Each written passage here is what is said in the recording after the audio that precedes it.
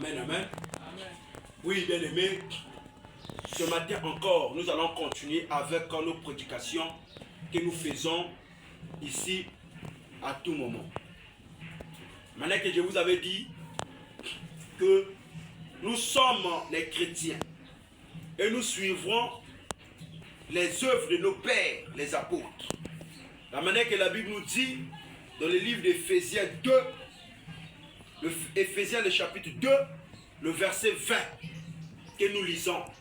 La Bible dit, vous avez été édifiés sur le fondement des apôtres et des prophètes, Jésus-Christ lui-même étant la pierre angulaire. Donc nous sommes une église bâtie par le fondement des apôtres et des prophètes. Jésus notre Seigneur est là comme une pierre angulaire au centre de tous les deux fondements.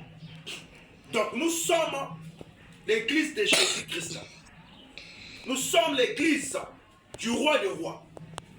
C'est pour cela nous sommes en train de marcher selon le fondement de nos pères, les apôtres et des prophètes. Et nous sommes en train de marcher avec les enseignements de nos pères, les apôtres et des prophètes.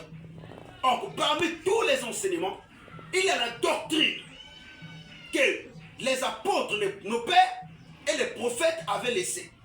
Et c'est avec cette doctrine que nous aussi, cette église de Jésus-Christ, nous sommes en train de suivre. La manière que je vous avais dit ici, si vous voyez un pasteur qui prêche, ou bien une église qui ne prêche pas la doctrine des apôtres, ce n'est pas l'église de Jésus. Ce n'est pas l'église de Jésus. Mais lorsque vous allez voir une église qui est en train de prêcher la doctrine des apôtres, ce que nos pères, les apôtres, avaient prêché, ce que les prophètes avaient prêché, ce que Jésus-Christ avait prêché, nous disons que c'est une église de Dieu. C'est une église de Jésus-Christ. Et cette église est composée de deux choses. Il y a la doctrine et il y a aussi la puissance de Dieu. Et nous ici, on ne se limite pas seulement à l'enseignement, mais nous marchons aussi avec des miracles. Parce que les apôtres, quand ils ont enseigné, les apôtres, nos pères, quand ils ont enseigné, ou bien les prophètes aussi, dans l'Ancien Testament, quand ils ont enseigné, ils ont fait aussi des miracles que les gens ont regardés. Ils ont fait aussi les miracles que les gens ont vus. Lorsqu'on a vu Moïse, lui qui était un prophète dans l'Ancien Testament, il était un prophète de Dieu. Il était conduit par Dieu. La Bible dit que Moïse, il a enseigné la parole. Il a enseigné la parole de Dieu. Il avait le ministère prophétique. La Bible dit quand il a prêché la parole, les gens ont cru. Le peuple a accepté que réellement, ça c'est la puissance de Dieu. Réellement, ça c'est la puissance du Seigneur. Ils ont accepté d'écouter la parole. Ils ont accepté d'écouter la parole de Dieu qui sortait dans la bouche de Moïse. Qui sortait dans la bouche de Moïse.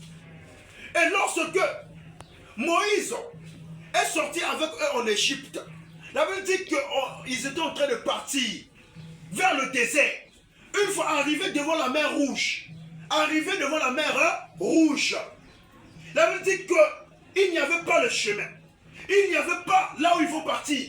Mais le peuple de Pharaon, les ennemis des Hébreux, des enfants d'Israël, étaient derrière eux. Pharaon a dit, on ne peut pas leur laisser s'échapper. Allez-y, l'armée, allez-y, tuez tous. Lorsque les Hébreux ont écouté, les chars en train de quitter là-bas pour venir vers eux, tous commençaient à pleurer. Moïse nous a envoyés ici là pour que nous puissions mourir. Moïse nous a amenés ici pour que nous puissions mourir. Tous étaient dans la peur, en train de trembler devant la mer Rouge. Il y avait une mer devant eux. La Bible dit, mes frères, que Moïse qui connaissait la puissance de Dieu, Moïse qui connaissait la grandeur de Dieu, Moïse leur a regardé. Le peuple était là en train de pleurer. Le peuple était là en train de dire Qu'est-ce qu'on doit faire devant ce problème? Comment on doit faire devant ce problème? Ils étaient là en train de pleurer. En train de pleurer. Moïse, tu nous as envoyés ici là pour qu'on puisse mourir. Les chars de l'armée de Pharaon étaient là en train de descendre. Eux tous, ils tremblaient. Ils étaient là en train de trembler.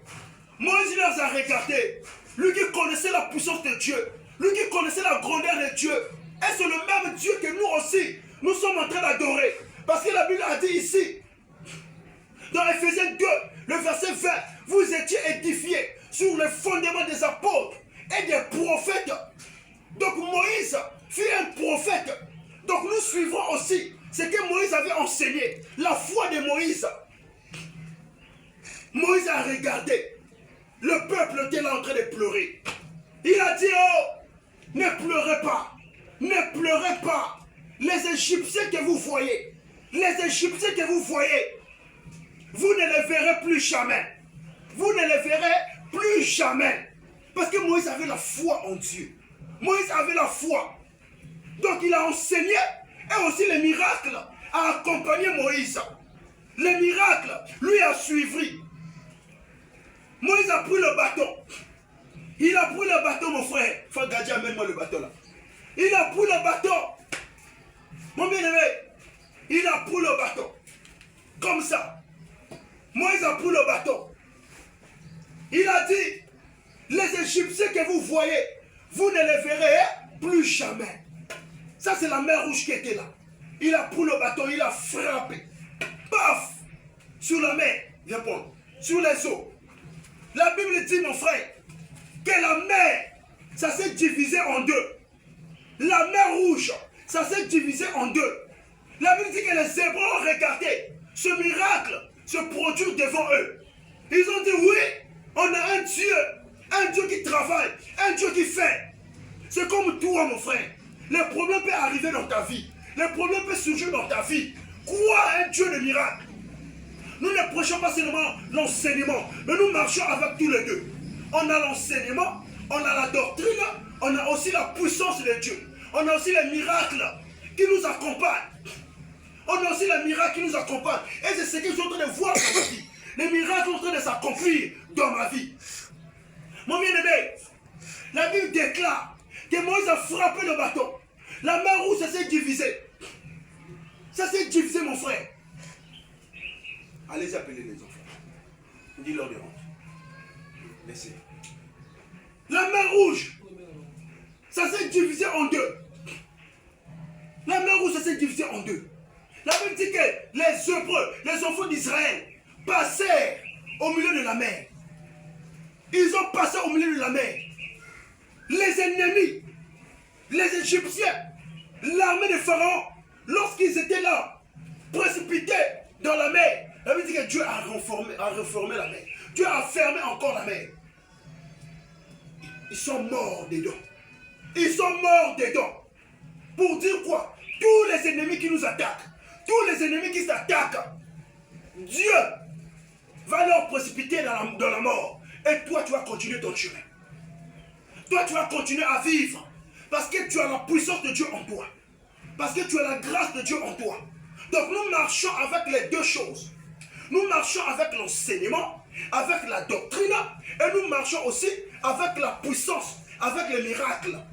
Moïse a enseigné, Moïse a fait aussi les miracles.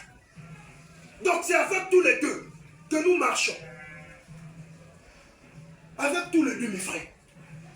La différence entre les deux prédicateurs, un prédicateur qui vient avec les miracles, la puissance de Dieu, et un faux prédicateur, un enfant du diable, qui vient avec aussi les mêmes miracles, la différence est que c'est par rapport à la doctrine. Parce que la Bible dit dans Jean 3, le verset 34, car celui que Dieu a envoyé dit les paroles de Dieu, parce que Dieu ne lui donne pas l'esprit avec mesure.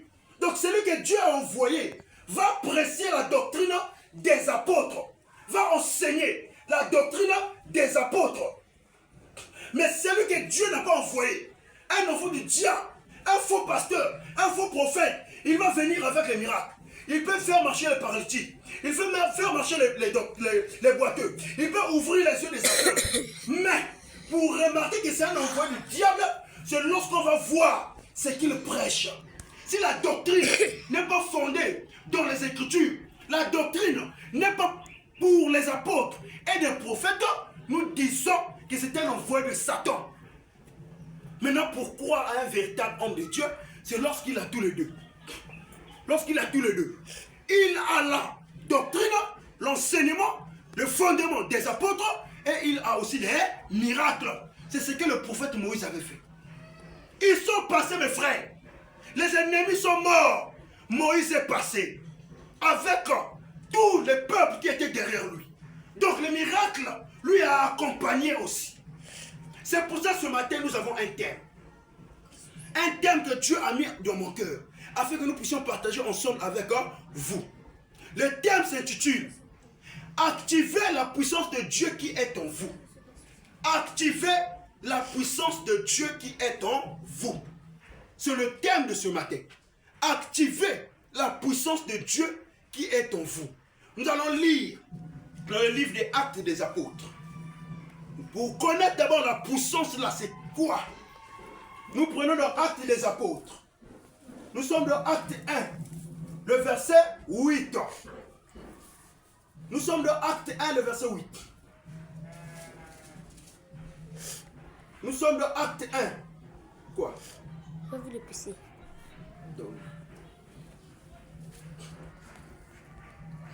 Nous sommes dans Acte 1, le verset 8. La Bible dit, dans Acte 1, le verset 8, « Mais vous recevrez une puissance, le Saint-Esprit, survenant sur vous, et vous serez mes témoins à Jérusalem, dans toute la Judée, dans la Samarie, et jusqu'aux extrémités de la terre. » Qu'est-ce que faire? Tu écoutes.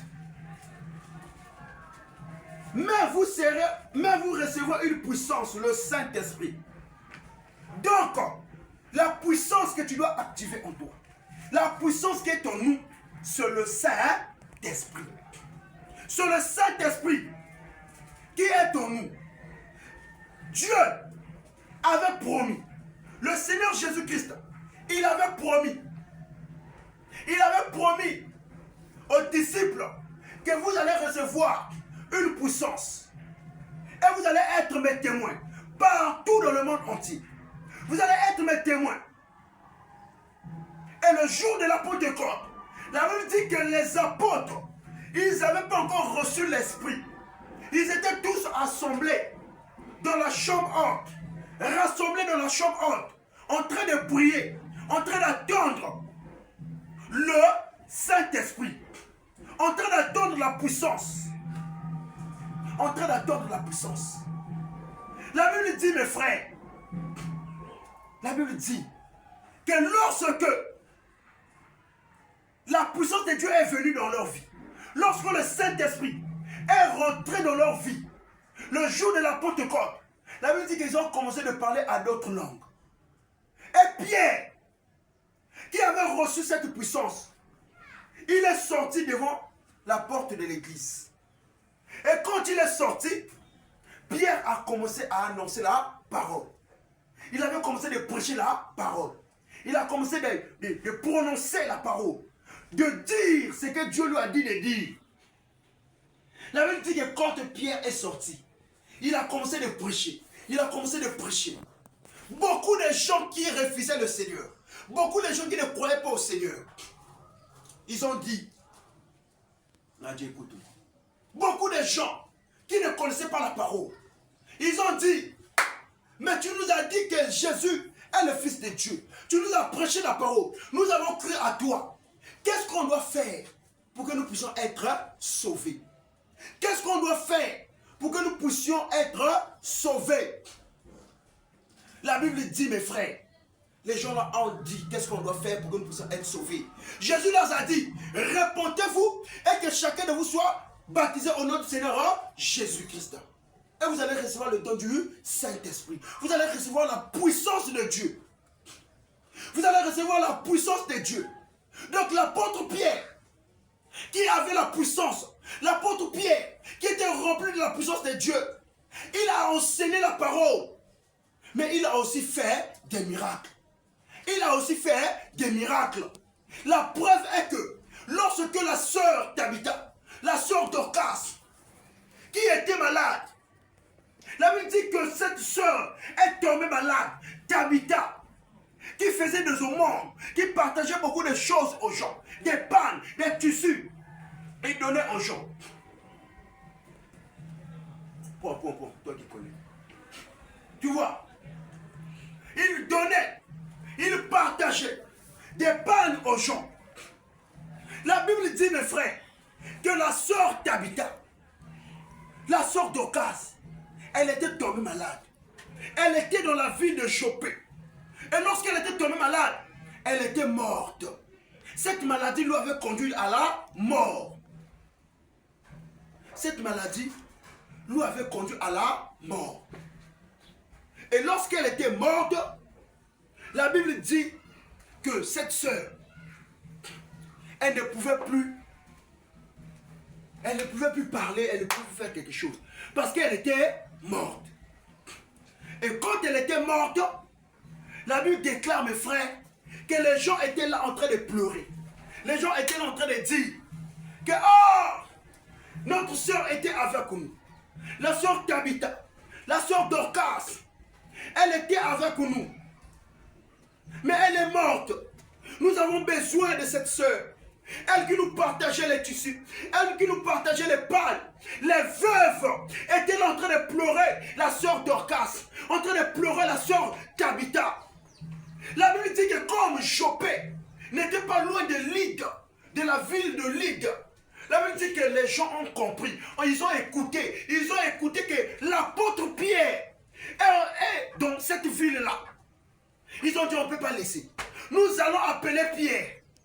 Le même Pierre qui avait prêché devant la porte de l'église, qui avait enseigné la parole, qui avait enseigné la doctrine concernant le baptême, en disant que venez prendre le baptême au nom du Seigneur Jésus-Christ. Il a posé le fondement, il a posé la doctrine, en leur disant que le vrai baptême, ça se fait au nom du Seigneur Jésus-Christ. Donc il a mené l'enseignement, la doctrine à l'église, devant le peuple. La Bible dit que les deux disciples sont partis appeler Pierre. Ils ont envoyé deux disciples à Lydde pour aller appeler l'apôtre Pierre. Et quand l'apôtre Pierre est parti, quand les deux disciples sont partis d'abord, ils ont regardé Pierre. Ils ont expliqué à Pierre qu'à l'homme de Dieu, on a un problème à choper là-bas. Qu'est-ce qui ne va pas? Nous avons perdu une sœur. Nous avons perdu notre sœur. Notre sœur est morte. Quelle sœur? La sœur Dorcas, la sœur Tabitha. Et vraiment, c'est une bonne sœur. Elle était en train de faire beaucoup de bonnes œuvres. Elle partageait des pannes. Elle faisait des aumônes. Elle faisait des tissus, des pannes aux veuves. La Bible dit que quand Pierre a écouté, Pierre a dit allons-y. Ils ont quitté la ville de Lydde. Ils sont venus à Chopé, là où Tabitha était morte. Mes frères, mes soeurs, lorsqu'ils sont rentrés dans la ville, la Bible dit que les mamans, les veuves, qui voyaient Tabitha faire de bonnes œuvres, ils ont pris les tissus, les pannes que Tabitha faisait. Ils sont venus, en train de pleurer. Regardez l'apôtre Pierre, regardez ce qu'elle nous donnait, regardez. La Bible dit que quand l'apôtre Pierre est rentré dans une chambre haute, là où on avait déposé Tabitha, là où on avait déposé la sœur Dorcas, elle était morte. Parfois toi aussi dans ta vie, dans la vie de tes parents, il y a une chambre haute là où on a mis quelque chose qui est mort. Il y a une chambre haute là où on a bloqué vos vies, là où on a dit que tu ne peux pas te marier, que tu ne peux pas aller avancer à l'école, que tu ne peux pas trouver le travail, que tu ne peux pas. Il y a une chambre haute quelque part, on a déposé pour ta vie. Que tu ne peux pas évoluer dans la vie. Tes parents ne peuvent pas évoluer. On a bloqué vos maisons. On a tué vos activités. On a tué vos trucs. Mais ce matin, j'ai dit que la puissance de Dieu agit. La puissance de Dieu agit, mon frère. Nous marchons avec tous les deux. Nous marchons avec la doctrine, avec l'enseignement, et nous marchons aussi avec les miracles. C'est comme ça que les apôtres ont marché. Ils ne sont pas arrêtés seulement au miracle, ou bien ils ne se sont pas arrêtés seulement à la doctrine, ou bien à l'enseignement. Mais ils ont marché avec tous les deux. Il y a la doctrine, il y a l'enseignement, et il y a aussi le miracle qui les a accompagnés. Donc, Pierre, quand il est rentré, il a vu la chambre haute. Il a regardé Tabitha, elle était là allongée. Tabitha était là allongée, morte. Les gens pleuraient Tabitha. Les gens pleuraient. Regarde dans ta vie, mon frère. Parfois les gens, toi-même tu vois que tu es vivant, mais parfois c'est ton travail qui est déjà mort. Et ils ont mis ça dans une chambre haute. Parfois c'est ton mariage qui est déjà mort. On a mis ça dans la chambre haute. Parfois, c'est ce que tu cherches dans ta vie. Tes études sont déjà mortes. Combien de fois tu as fait le bac, le BPC? Il y a beaucoup de gens. Parfois 5 fois ils ne trouvent pas. 4 fois ils ne trouvent pas. Le travail, tu refais rentrer les dossiers ici, ça ne marche pas. Tu fais rentrer les dossiers ici, ça ne marche pas. Tu cherches des chantiers, ça ne marche pas. Dans ta maison, misère sur misère. Il y a une chambre haute là où on a tué déjà tes activités. Là où on a déposé ta bénédiction. Pierre, quand il est rentré, mes frères, Pierre a regardé Tabitha. Tabitha était là couchée. La sœur Dorcas était là couchée. Vu que dans Acte 1, le verset 8, Jésus avait dit, vous allez recevoir une puissance, le Saint-Esprit. Frère, Pierre a activé le Saint-Esprit qui était en lui. Il a activé la puissance qui était en lui. Il a dégagé une puissance. Quand Pierre rentre, il regarde quelqu'un qui était mort. Quelqu'un qui était mort. Pierre rentre, il regarde et dit à tout le monde, sortez dehors. Sortez dehors. Tout le monde sont sortis. Il est resté avec la personne qui était malade. Mon frère, il y a des moments aussi, il faut prendre un temps de prière. Il faut prendre un temps de prière dans ta maison toi-même, dans ton salon, dans ta chambre. Tu te dis que moi-même, je dois ressusciter tout ce qui est mort dans ma vie. Je dois ressusciter mon travail. Je dois ressusciter ma bénédiction. Je dois ressusciter. Pierre est venu. Il a regardé Tabitha. Il a regardé Tabitha. Celle qui était morte. Pierre est venu. La Bible dit que Pierre a prié pour elle. Pierre a prié pour elle. Mon frère, notre Dieu est vivant. Notre Dieu que nous prions, il est vivant. Frère Roston, le Dieu que nous adorons ici, il est vivant. Il a prié pour elle. Quand il a prié pour elle, la Bible dit que celle qui était morte, elle était fait quoi? Elle avait fait quoi? Elle est revenue à la vie. On a qu'un pour le Seigneur. Clamons pour Jésus, mon frère. Jésus est Dieu. Elle est ressuscitée. Elle est venue à la vie. Et quand Tabitha est venue à la vie, la Bible dit que Pierre est sorti avec elle. Pierre l'a présentée devant tout le monde. Et le peuple était étonné. Mais c'est elle qui était morte. Elle est ressuscitée comment? Elle est ressuscitée comment? Qui l'avait ressuscité? Ce n'est pas l'apôtre Pierre, mais c'est la puissance qui était dans l'apôtre Pierre. C'est le Saint-Esprit qui était dans l'apôtre Pierre, qui avait ressuscité Tabitha. Le Seigneur Jésus-Christ, c'est lui qui avait ressuscité Tabitha. Acte 1:8, mais vous recevez une puissance. Donc Pierre était rempli de cette puissance, était rempli de l'Esprit. Et c'est le Saint-Esprit qu'il avait activé et qui avait ressuscité Tabitha. Activez la puissance de Dieu qui est en vous. Partout là où vous allez marcher, partout là où vous allez fouler vos pieds, marchez avec cela. Activez cette puissance. Le Saint-Esprit se trouve en nous, mes frères. Il n'est pas ailleurs. Il n'est pas sous les montagnes. Il n'est pas dans les eaux. Il n'est pas, je ne sais pas, dans les plaines. Mais il est en nous. Jésus avait dit, vous allez recevoir une puissance, le Saint-Esprit, survenant sur vous. Pierre a activé cela. Il a activé le Saint-Esprit. La Bible dit que Tabitha est revenu à la vie. Il est revenu à la vie. Mais bien aimé, notre Dieu, c'est un Dieu vivant. Notre Dieu, c'est un Dieu qui travaille. Notre Dieu, c'est un Dieu qui donne. La manière que je vous avais dit ici, c'est lui qui aura toujours la foi en lui, qui ne va pas abandonner, qui ne va pas laisser. Il va voir les miracles qui vont lui accompagner. Regardez, la semaine qui vient de passer là-bas, j'étais à la maison. Le soir, vers les 17h, 18h, je rentre à la maison, je n'avais rien. J'ai fait ma prière. Je finis de faire ma prière. Je mange, je finis de manger. Et puis, j'étais là en train de méditer et écouter la parole de Dieu. Vers les 24 heures, comme je dors souvent les 1 heure, je dors. Il n'y avait rien en moi. Le matin, lorsque je me réveille, mes frères, ce que je vous dis, c'est réel. Je lève ma main, je suis du haut de la chaîne. Je me réveille le matin, vers les 4 h 5 heures pour prier. Je suis en train de sentir sur mon pied comme une douleur. Je dis, ça c'est quoi? Comme une douleur. Je n'ai pas d'abord géré, j'ai prié d'abord. J'ai fini de prier vers les 6 heures. Lorsque je me suis levé, je sors de la maison. Je vois comme ça, frère, ici là, sur mon pied ici, comme une plaie qui commence à faire comme un ronde. Une plaie. Ça s'est sorti par elle-même. J'ai dit, je n'ai pas connu. On ne m'a pas tapé quelque chose. Bon, hier je suis rentré pour moi normal à la maison. Mais la plaie là, comment ça s'est fait pour sortir dans mon pied, sur mon pied? Comment ça s'est fait? Et je vois comme ça là, mon pied ici là, ça commence à, ça s'est gonflé. Mon pied ça s'est gonflé. J'ai dit, waouh, ça c'est quoi? Automatiquement, regarde le diable comment il fait. Il vient souffler dans mes oreilles. Que, ça c'est le mbassou que tu as piétiné.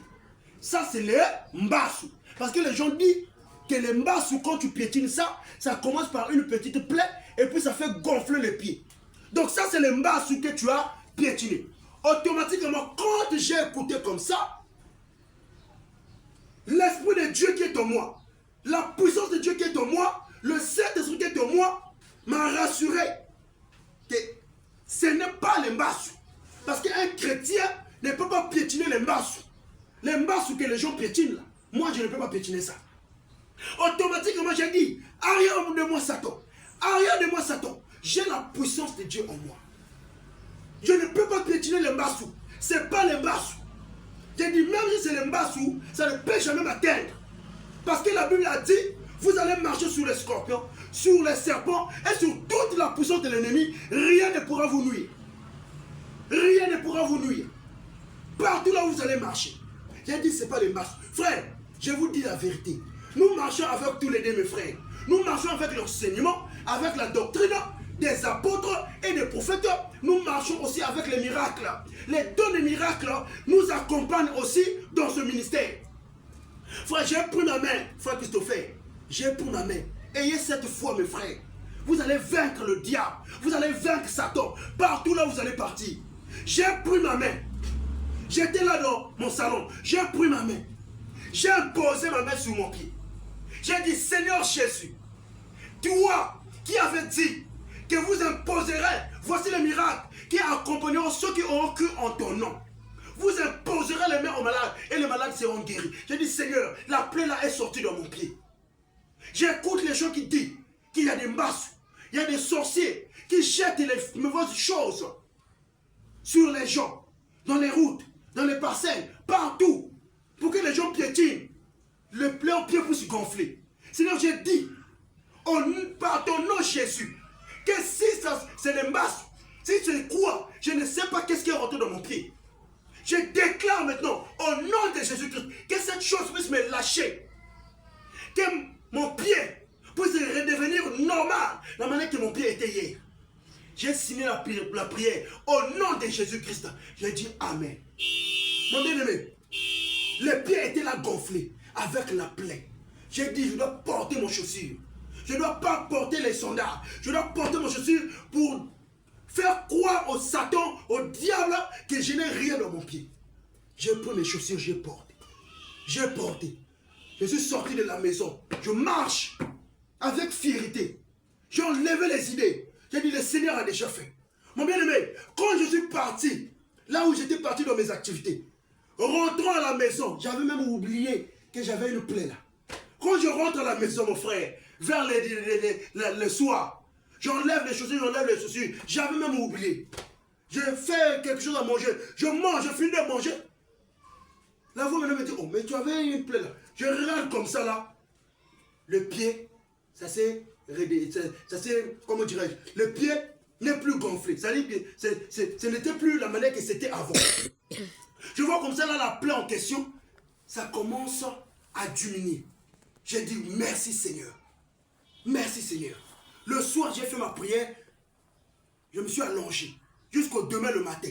Le matin, lorsque je me suis réveillé, je vois mon pied, ça s'est devenu normal. Jusqu'aujourd'hui, la plaie là, ça s'est disparu par elle-même.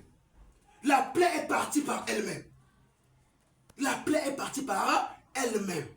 J'ai loué le Seigneur. J'ai dit, Seigneur, tu es Dieu. Tu es un Dieu vivant. Tu es un Dieu qui ne ment jamais. Donc, cet miracle, ça s'est produit sur mon pied. Parce que quoi? La puissance de Dieu qui est en moi, le Saint-Esprit qui est en moi, je l'ai activé. En disant, Seigneur, cette plaie, que ça puisse quitter sur mon pied. Et la plaie a obéi.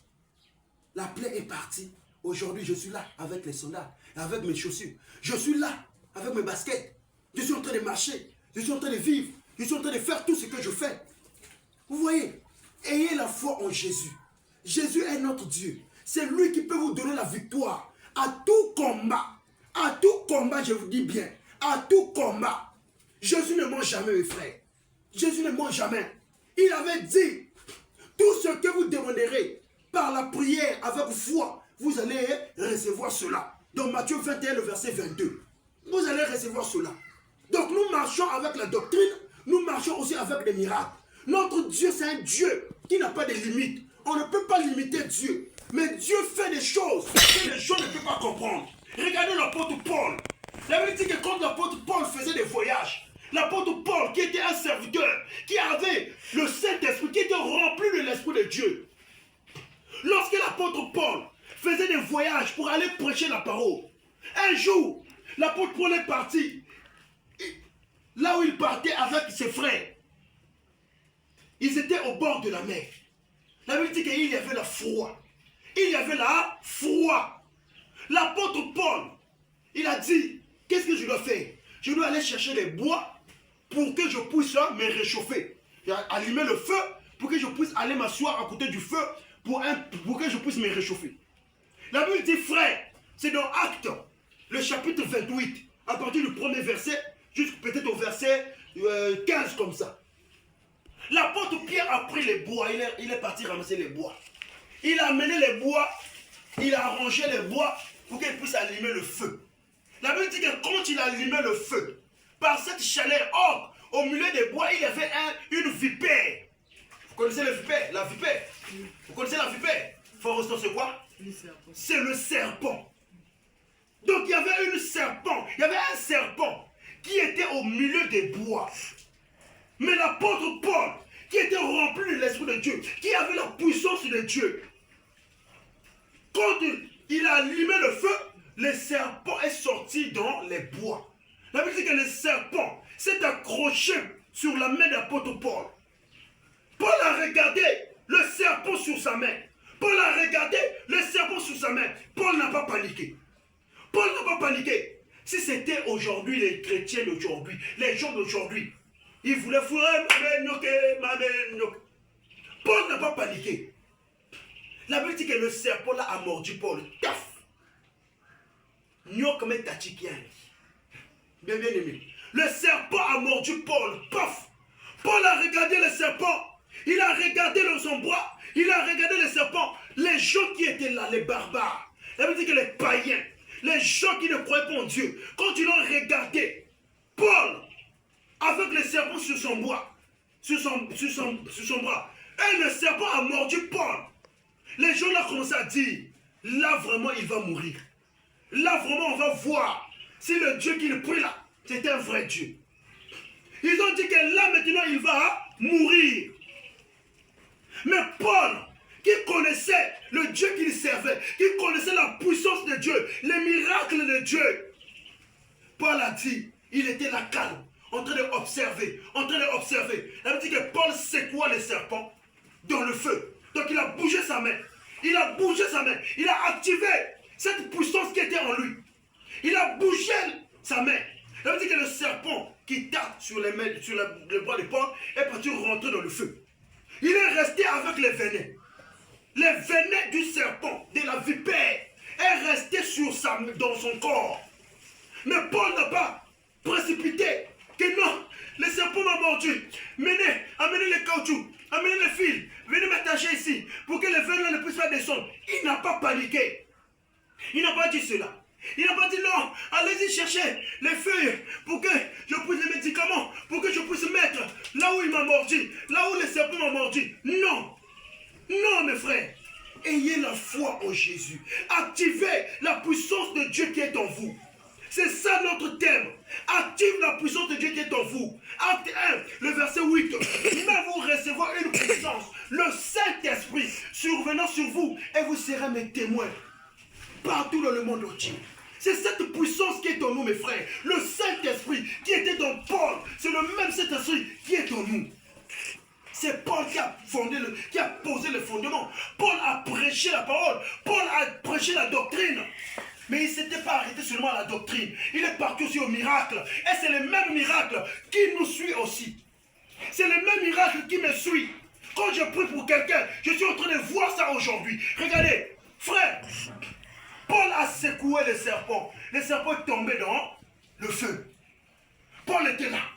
1 minute, 2 minutes, 3 minutes, 4 minutes, 5 minutes, 10 minutes. Paul était là debout. Les gens étaient en train de regarder. Il va tomber. Il va tomber. Les venins vont commencer à avoir l'effet sur lui. Il va tomber. Paul n'était jamais tombé. Paul était là debout. Il a activé cette puissance. Les venins n'ont pas eu le pouvoir sur son sang, sur son corps. Donc Jésus avait neutralisé déjà les venins là. Quand les gens regardaient 1 heure du temps, 2 heures du temps, 3 heures du temps, Paul était toujours debout, il était toujours vivant. Ils ont changé leur langage. Au lieu de dire encore il va mourir, ils ont dit ah, là maintenant nous reconnaissons que celui-là c'est un Dieu. Oui, c'était un Dieu sur la terre. Parce que la Bible dit que ne savez-vous pas que vous êtes des dieux? Ça veut dire que nous sommes des petits dieux. Il y a un Dieu qui est le Dieu tout-puissant. Et nous, ses enfants, nous sommes aussi des dieux. Parce que nous sommes des petits dieux. Ils ont changé leur langage. Paul était là debout. Mais pourquoi Paul n'était pas tombé par la venin du serpent? Parce que la puissance de Dieu qui était en lui, le Saint-Esprit qui était en lui, avait neutralisé les venins du serpent. Ne paniquez pas devant n'importe quel problème, frère. Ne paniquez pas. Dans votre maison, il y a des problèmes qui arrivent. Papa et maman ne trouvent plus l'argent. Prenez vos genoux, mettez à terre. Commencez à prier, Seigneur Jésus. Toi, le Dieu des miracles, le Dieu de notre évangéliste Rech, nous t'appelons, Seigneur. Fais quelque chose dans notre maison. Envoie les miracles dans notre maison. Dieu va faire quoi? Il va envoyer la bénédiction. Paul a secoué cela. Et il a continué son chemin pour aller prêcher l'évangile. Paul n'a pas bu les médicaments. Toi aussi, n'importe quelle maladie qui est dans ta vie, qui est dans la vie de tes parents, mon frère, ma soeur, n'importe quelle maladie qui est dans ta vie, je dis, par la puissance de Dieu, il peut, il ne va pas, il peut. Si tu crois en lui, tu as la foi en lui, il va opérer des miracles. Les maladies vont quitter. À peine là, la semaine passée, vous savez là où on était parti évangéliser, notre dernière évangélisation vers les Tisters là-bas. Là où on était parti évangéliser vers Tisters. Tu te souviens? Lorsqu'on était en train d'évangéliser, le frère qu'on avait gagné le jour là, le frère qui était arrivé, qui était là en train de se tenir même la parole. Quand on avait fini, il avait pris notre numéro. Il nous avait montré sa maison. Et puis quand on était parti, il m'avait appelé. On me dit, on vient à la maison. Quand j'arrive chez lui à la maison, il m'a dit, l'évangéliste, j'ai un problème. J'ai dit quoi, mon frère? Il m'a dit, évangéliste, lorsque tu me vois là, je trouve l'argent. J'ai fait mon corps. J'ai fait mon business. Je cherche, je suis un homme courageux. Je trouve l'argent. Je ne vole pas. Je ne fais pas des bagarres avec les gens. Mais je travaille mon argent par ma sueur. La manière que Dieu avait dit que vous allez trouver votre pain par la sueur de votre front. Moi aussi, je travaille. Mais je ne comprends pas. Je ne comprends pas. J'ai dit quoi? Il me dit parfois, je fais les lits qu'il m'a. Je mange l'argent. Je trouve l'argent, parfois de 100 et quelques mille, de 70 000, de 50 000, de 200 000. Je vais garder ça à la maison. Et lorsque j'amène cet argent-là à la maison, quand je dépose l'argent-là à la maison chez moi, je ne comprends plus qu'est-ce qui m'arrive. Quand je n'ai pas l'argent, aucune femme peut venir à côté de moi. Aucune femme peut me suivre. Donc je suis là, même si je drague une femme, elle va me fuir. Mais lorsque je trouve seulement l'argent, quand je prends l'argent, je mets à la maison. Si je sors, toutes les femmes commencent à s'intéresser à moi. Donc c'est comme si les gens qui vont connaître que j'ai maintenant l'argent. Quand je le écoutais, moi je savais déjà qu'il y a un esprit. Il y a un hôtel qu'on avait bâti dans sa maison. Pour qu'il puisse être toujours pauvre. Pour soutirer ses sous. Pour tirer son argent. Il ne puisse plus évoluer. Il m'a dit, quand je trouve l'argent, quand je mets dans la maison, lorsque je sors, tu vas voir même la femme qu'on avait connue. J'avais connu la femme là depuis même 2012. Tu vas voir, c'est elle qui est en train de passer. Il y a elle. Moi aussi, oh ma soeur, comment tu vas, ça va tout là. Donc tu vas voir un esprit qui va me dire, invite-la dans les bars, invite-la. Automatiquement, je l'invite. Est-ce qu'on peut aller partager une bière là? Oh oui. Quand ils vont aller partager, il me dit que dès qu'on est en train de boire, les gens me disent, il faut la draguer. Quand je vais commencer déjà à la proposer, automatiquement, elle ne va pas refuser. Elle va dire, oui, je suis d'accord avec toi, tout ce que tu veux, je suis d'accord. Et puis, quand je vais la dire comme ça, je vais la dire, attends-moi ici, j'arrive. Je cours vite à la maison. Si j'ai 150 000 à la maison, au lieu de prendre même 10 000 ou 15 000 pour que je puisse laisser l'argent à la maison, je ramasse tout. Je mets dans ma poche. Et quand je cours vers elle, je paie la nourriture, je paie la boisson, je paie tout là. Quand on finit là-bas, on va à l'hôtel. Je paie l'hôtel, les hôtels aussi chers. Je paie l'hôtel, on rentre avec elle, on fait ce qu'on va faire, et puis quand on sort, je prends encore l'argent. Parfois 30 000, je la donne. Donc moi-même, je ne comprends plus qu'est-ce qui m'arrive. Et quand je donne, quand elle va, parfois en partant, je croise encore une autre femme. Je prends encore, je pars. Donc dans la journée, je peux coucher avec 3 femmes, 4 femmes. L'argent là, si ça ne finit pas, mon cœur ne va pas être à l'aise. Et quand je fais, parfois dans 2 jours, 3 jours, je peux finir même 100 000, je peux finir même 70 000, je peux finir. Donc, et c'est ça que l'économie là rentre à la maison. Il faut que je finisse avec les femmes. Donc, je ne comprends plus évangéliste. Quand je l'ai regardé, je lui ai dit, mon frère, reste calme. On va rentrer dans un combat spirituel. Ça, c'est pas quelque chose à prier seulement. On va rentrer dans un combat. Mon bien-aimé, nous avons la doctrine, nous avons l'enseignement, nous avons aussi la puissance de Dieu. Nous avons aussi les miracles de Dieu. Et c'est le don de miracles qui est en moi, qui commence maintenant à activer. J'ai commencé à activer cela. Je commence à voir les miracles qui s'opèrent dans mon ministère. Mon bien-aimé, j'ai dit chez le frère, on va prier. J'ai imposé mes mains sur lui. Et puis, avant même que je prie pour lui, il me dit encore qu'il y a aussi quelque chose qui n'arrive, que je ne comprends pas.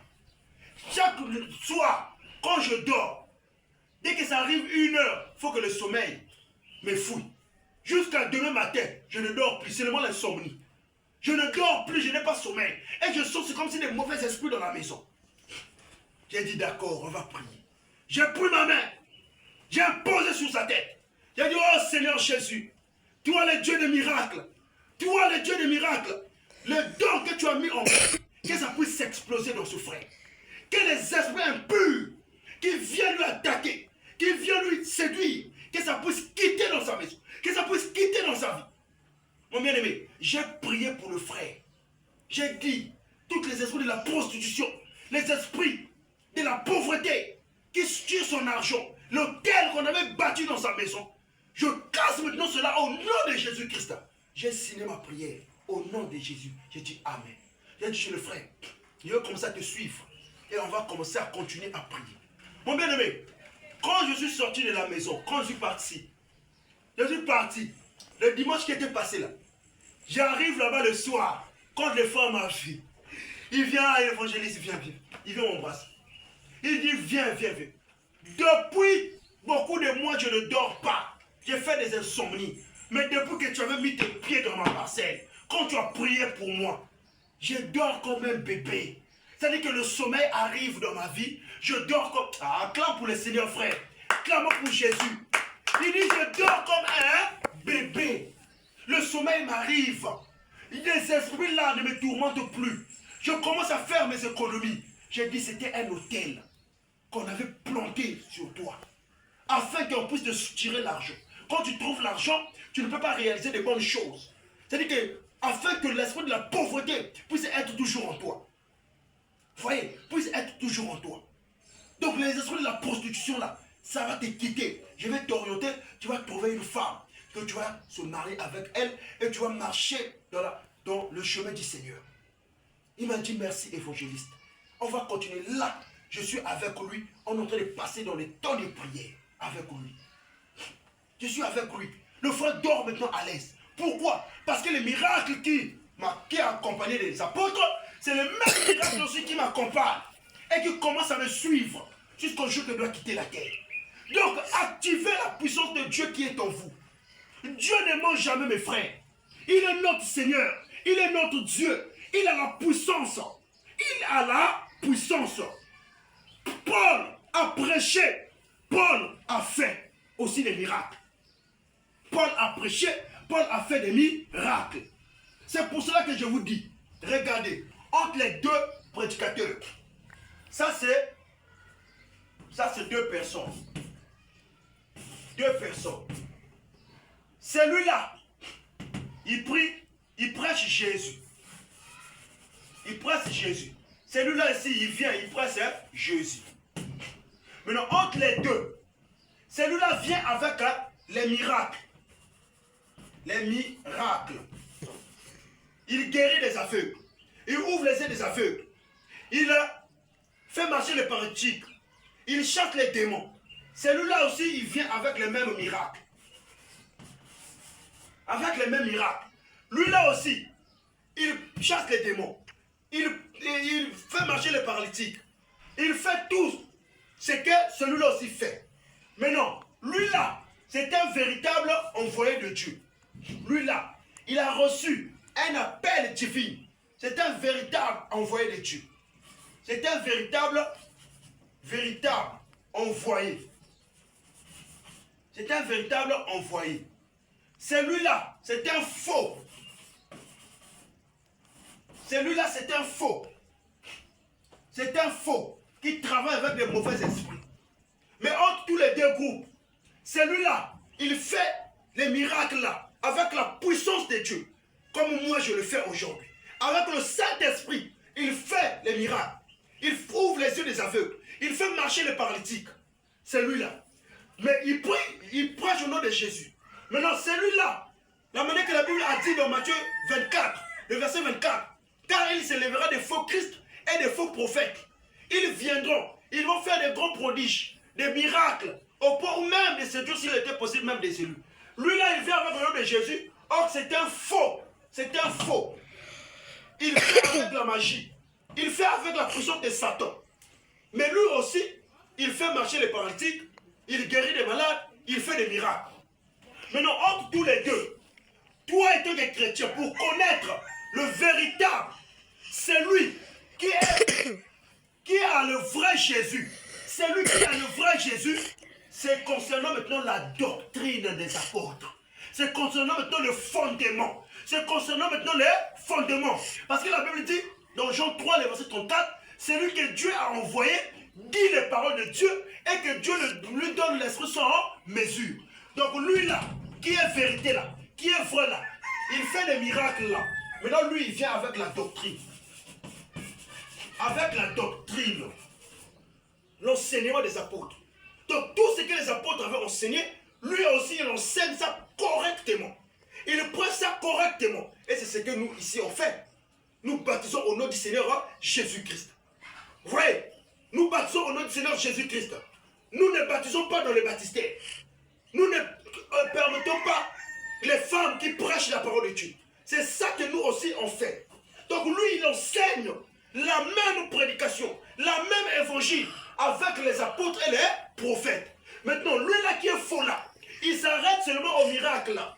Il ouvre les yeux des aveugles. Il fait tout ce qu'il fait. Mais, concernant la doctrine des apôtres, il ne peut pas enseigner. Il ne peut pas. Parce que là-bas, ça va sauver maintenant des pécheurs. Or, l'enseignement, ça va t'enlever dans le péché pour venir maintenant dans la parole de Dieu. Oui, parce que le plus grand miracle, c'est d'enlever une personne dans le péché et le ramener dans la vie de la sainteté. Le ramener en Christ. Or, lui, il ne peut pas te ramener en Christ. Il ne peut pas te ramener dans la vérité. Mais lui, il te ramène tellement dans la fausseté. C'est pour ça que tu vois, il peut faire les miracles, mais il baptise au nom du Père, Fils, Saint-Esprit, qui est faux baptême. Il peut faire les miracles, mais dans son église, les femmes prêchent la parole de Dieu. Il peut faire les miracles, dans son église, les pasteurs, les gens prient comme des cabris, avec les faux parler en langue. Il peut faire les miracles, mais dans son église, les femmes portent les pantalons. Il peut faire les miracles, mais dans son église, les femmes portent les mèches, les boucles d'oreilles. Vous voyez, dans son église. Encore, celui-là qui fait la vérité de Dieu, qui fait les miracles, il vient avec l'enseignement. Dans son église, une femme ne peut jamais prêcher. Dans son église, une femme ne peut jamais porter les pantalons. Dans son église, il ne baptise pas au nom du Père, Fils et Saint-Esprit. Dans son église, les femmes ne portent pas les mèches, les perruques, les tissages. Parce que la Bible a dit, leur chevelure, c'est leur voile. Donc les femmes sont naturelles. Lui, il vient avec la doctrine, le fondement des apôtres. C'est ça la différence entre les deux groupes. Vous voyez? Donc c'est comme nous aujourd'hui. Nous venons avec les deux. Nous venons avec l'enseignement, avec la doctrine. Et Dieu m'a donné aussi les dons de miracles qu'aujourd'hui ça commence à se faire. Et ça a commencé à se faire depuis longtemps. Même lorsque j'étais encore adolescent, j'ai commencé à voir ces miracles-là se produire dans ma vie. Vous voyez? Donc nous sommes venus, nous on part avec tous les deux. Moïse a prêché, Moïse a fait aussi des miracles. Paul a prêché, Paul a fait aussi des miracles. Jésus a prêché, Jésus a fait aussi des miracles. Philippe a prêché, Philippe a fait aussi des miracles. Jésus a prêché, il a fait aussi des miracles. Moi aussi, l'évangéliste Rech, je suis venu, je prêche le fondement des apôtres, je prêche la doctrine des apôtres, j'enseigne les enseignements des apôtres, je fais aussi les miracles. Je fais aussi les miracles. Activez la puissance de Dieu qui est en vous, mes frères. Activez cette puissance. Le Seigneur Jésus-Christ, la Bible dit que quand il était parti quelque part en train de prêcher la parole, mes frères, la Bible dit que lorsque Marthe et Marie avaient un frère qui se nommait au nom de Lazare, c'était leur frère qu'eux aimaient. Et c'était l'ami de Jésus. Et Jésus aimait Lazare beaucoup. La Bible dit que lorsque mes frères, Lazare était tombé malade, la Bible dit que cette maladie lui a conduit à la mort. Cette maladie lui avait conduit à la mort. Lazare était mort. Et lorsque Lazare était mort, la Bible dit, mes frères, que Marthe et Marie étaient là en train de pleurer, en train de dire, oh, si le maître était là, si Jésus était là, on ne pouvait jamais perdre notre frère. Quand ils ont envoyé la nouvelle, c'est Jésus. Quand Jésus a écouté que Lazare était mort, Jésus a dit aux apôtres, Lazare dort. Allons-y vers Lazare. Les apôtres pensaient qu'il dormait. Or, Jésus leur disait que Lazare est mort. Et puis il leur a dit ouvertement que Lazare est mort. Allons-y pour que le nom de Dieu puisse être élevé. Quand ils sont arrivés vers la sœur Marthe et Marie, Marthe est venue, oh maître, si tu étais là, mon frère ne pouvait pas mourir. Jésus a dit, ne t'avais pas dit, si tu crois, tu verras la gloire de Dieu. Ton frère sera ressuscité. Marthe dit, oui, je sais qu'au dernier jour, il va être ressuscité. Il amène ça dans le futur. Jésus lui dit, non, pas au dernier jour. Moi là, je suis la vie, je suis la résurrection. Celui qui croit en moi ne verra point la mort. Allons-y, là où Lazare est. La Bible dit que mes frères, j'étais avec la puissance de Dieu, rempli de l'esprit de Dieu. Quand ils sont arrivés devant la tombe de Lazare, quelqu'un qui était mort pendant 4 jours, qui sentait déjà 4 jours dans la tombe, il était mort, cloué là-bas. Quand Jésus vient, la Bible dit, mes frères, mes soeurs, quand Jésus arrive, beaucoup de gens étaient là, en train de dire, qu'est-ce qu'il va faire? Il va faire quoi maintenant dans sa vie? Il va faire quoi dans sa vie? Mon bien-aimé, ne doutez point en Jésus. Ne doutez point. Jésus peut faire tout ce que tu veux faire dans ta vie. Ton travail ne marche pas. Confie-toi au Seigneur Jésus. Il va ouvrir les portes. Il va faire que ton travail puisse marcher. Ton commerce ne marche pas. Jésus-Christ va faire que ton commerce puisse marcher. Regarde-moi. Je ne travaille pas. Je n'ai pas un travail. Chaque fin du mois, on me paye. Mais je vis seulement par la foi. Et Jésus me paye la maison. Jésus me nourrit. Jésus me vêtit. Jésus me garde. Et je soutiens même. Entre vous là, je vous soutiens même. Je vous soutiens. Lorsqu'il y a quelque chose, je vous donne. On est là en train de se soutenir les uns les autres. Vous voyez, qui me donne ça, c'est Jésus-Christ. Parce que j'ai la foi en lui. Jésus est venu devant la tombe de Lazare. Il a dit, oh, il était là. La Bible dit que Jésus, quand il a regardé les gens en train de pleurer, en train de se lamenter, en train de dire, qu'est-ce qu'il va faire? Par leurs incrédulités. Jésus, la Bible dit que Jésus pleura. Jésus a regardé. Il n'a pas pleuré Lazare parce qu'il est mort. Mais il a pleuré, il a dit, oh, les enfants là, leur incrédulité là, vraiment c'est compliqué. La Bible dit que Jésus a dit, il a regardé la tombe. La tombe était là. On a bloqué Lazare qui sentait Moutmebola pendant 4 jours. Il était dans la tombe. Mes frères, Jésus est venu. Jésus a dit, ôtez-moi la pierre. Enlevez cette pierre. Ben Katouritadine. Les gens ont dit, ah, Marthe est venu. Mon maître, ils sont déjà. Il est mort depuis 4 jours. Jésus a dit, Marthe, je ne t'avais pas dit, si tu crois, tu verras la gloire de Dieu. Marthe a dit, Seigneur, je crois. Ôtez-moi la pierre. Mon bien-aimé, ils ont ôté la pierre. Les gens ont écouté. Sungakubola. Ils sentaient déjà. Les gens ont dit, ah, quelqu'un qui est mort depuis 4 jours, il va faire quoi? Jésus a dit, oh Seigneur, je sais que tu, oh Père, je sais que tu m'exauces toujours. Si j'ai parlé, c'est à cause de Père. Mais je sais que tu m'exauces toujours. Il est venu là devant la tombe. Il a regardé la tombe. Un homme de 30 et quelques ans. Frère, un homme de 30 et quelques ans, rempli du Saint-Esprit. Il a regardé la tombe. Il dit, Lazare, Lazare, sors. La Bible déclare, ils ont vu quelqu'un qui est en train de sortir dans la tombe. Lié, lié. Il est en train de sortir dans la tombe. Acclamons pour Jésus. Acclamons mon frère. Acclamons pour le royaume. Jésus est Dieu. Il est en train de venir. Lazare est en train de venir. Il est en train de venir. Lié avec des bandes.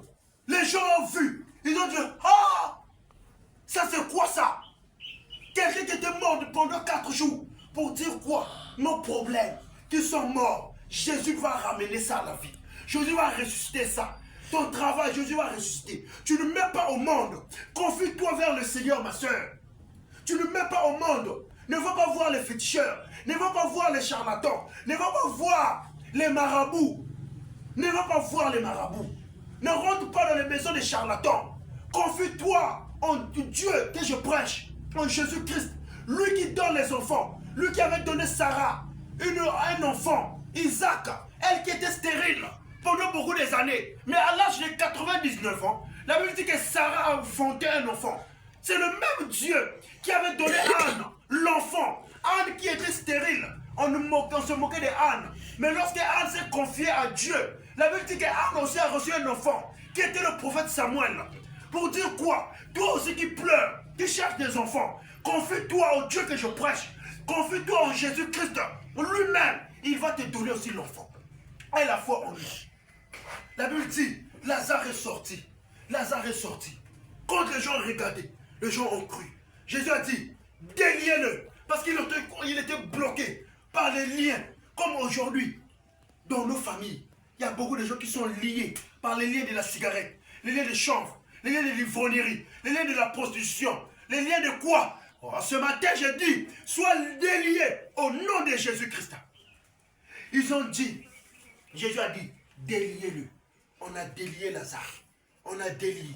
On a délié. On a enlevé tous les bandes qui étaient autour de lui. Jusqu'à sur son visage. On a enlevé les bandes. On a enlevé les bandes. La Bible dit que lorsque Lazare, on lui a enlevé tout ça là, il est redevenu encore normal. Très propre. Un beau garçon. Très jeune. Mais qui avait fait ça? C'est le Seigneur Jésus. Pourquoi? Parce qu'il est marché avec la puissance. La puissance de Dieu marchait avec l'homme. Donc c'est ça que nous aussi on croit. Jésus qui était le grand enseignant, il a enseigné la parole, il a aussi fait des miracles. Paul a enseigné, il a aussi fait des miracles. Moi aussi, Jésus-Christ m'a appelé pour prêcher. Je ne dois pas m'arrêter seulement à l'enseignement. Mais je pars aussi au domaine de la délivrance, au domaine des miracles. La manière que ce frère a reçu sa délivrance, aujourd'hui il est en train de dormir en paix.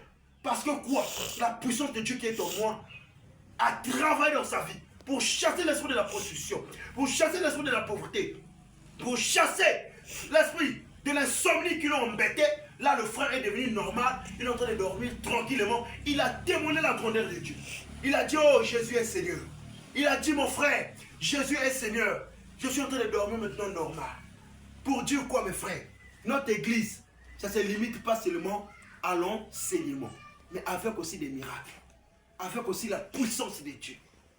Donc, notre thème, activer la puissance de Dieu qui est en vous.